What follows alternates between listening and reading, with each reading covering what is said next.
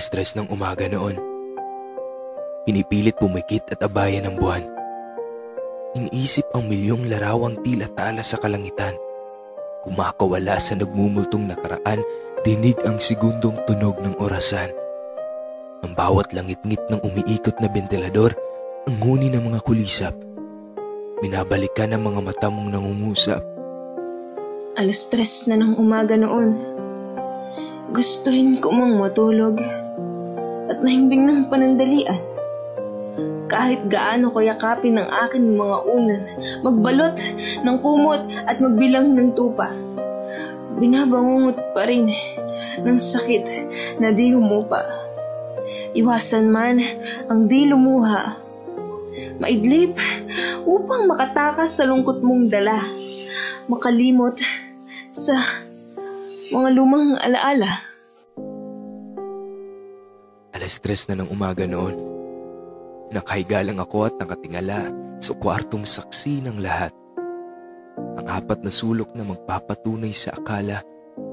Nabahala ako na baka sa aking pagtulog ay makalimutan mo ako at sa iba ka mahulog. Sa iba mo matagpuan ang iyong pahinga. Kaya siguro ngayon, inabot ako ng alas 3 ng umaga. Patuloy ang pag-ikot ng galamay ng orasan. Kasabay ng paghintong panandalian ng sakit na buhat ng nakaraan. Na inakala ko na sabay nating matatagpuan ang pahinga. Ikaw at ako'y makakahinga ng malaya sa iisang silid na maghahatid sa atin sa tamang unan.